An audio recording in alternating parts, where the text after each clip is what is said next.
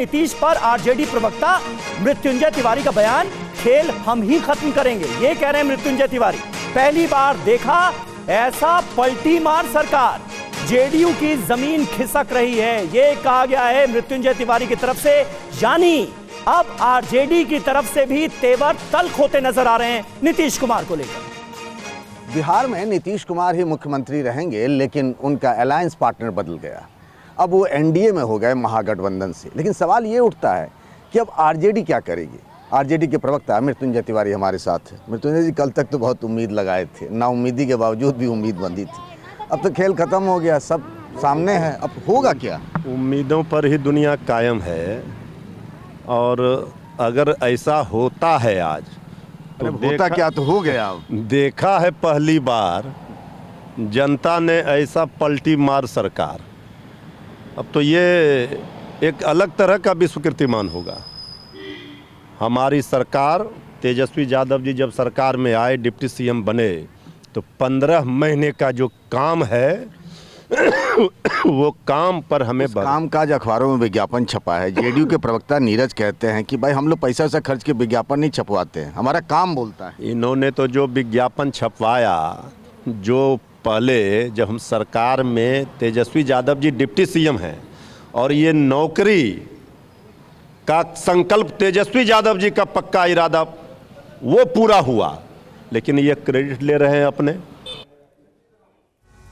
तो प्रवक्ताओं के बयान भी अब अलग अलग नजर आने लगे हैं। और देखिए, बीजेपी नेता शहनवाज हुसैन का भी बयान सामने आया, बिहार में कुछ अच्छा होने वाला है, ये कह रहे हैं शहनवाज हुसैन। बीजेपी के नेता शहनवाज हुसैन का बयान। भाई देखिए, बिहार के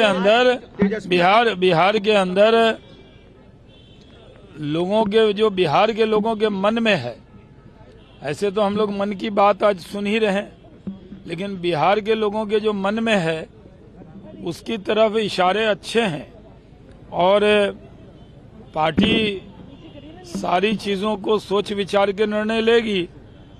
लेकिन बिहार के लोगों के चेहरे पर जो आम बिहारी हैं, उनके चेहरे पर इस बात का प्रतीत हो रहा है कि बिहार में कुछ अच्छा होने वाला है। जेपी नड्डा।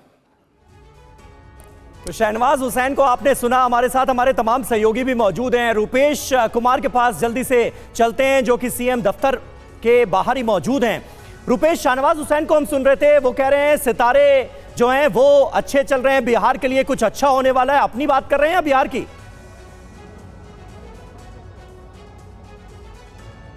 देखिए, बिहार के साथ क्या अच्छा होगा, लेकिन बिहार को बहुत कुछ उत्साह नहीं है। अगर आम लोगों की बात करें तो आप देखिए, ये मुख्यमंत्री आवास का नज़ारा है, और ये एक वार्षिक या द्विवार्षिक सियासी जलसा की तरह है। ये दस्तूर एक बन चुका है कि हर 1 साल 1.5 साल पर इस तरह का सियासी खेल चलेगा, और क्या कुछ होने वाला है। बहुत कुछ अंदेशा जो बिहार की राजनीति को, बिहार की सियासत को पिछले 15-18 वर्षों से देख रहे हैं कि मुख्यमंत्री किस तरह से नाराज होंगे, खफा होंगे, फिर पलट जाएंगे, और पलटने की प्रक्रिया क्या होगी, पलटने के पहले वो संकेत क्या देंगे, राजभवन पे क्या होगा, मुख्यमंत्री आवास में क्या होगा। अभी गिरिराज सिंह कह रहे थे कि पहले वो इस्तीफा दें। 2017 में जब आरजेडी को छोड़ करके और बीजेपी के साथ आए थे, तब एनडीए के तमाम विधायक इसी मुख्यमंत्री आवास में बैठे थे, बगैर इस्तीफा दिए उन्होंने अपना समर्थन दिया था, और बीजेपी के विधायकों के साथ ही वो राजभवन गए थे, जहां इस्तीफा भी हुआ था और समर्थन का पत्र भी सौंपा था। अगर इस बार बीजेपी ये चाहती है कि पहले, क्योंकि बीजेपी के अंदर एक राय, ये मुख्यमंत्री से जरूर इच्छा जताई गई है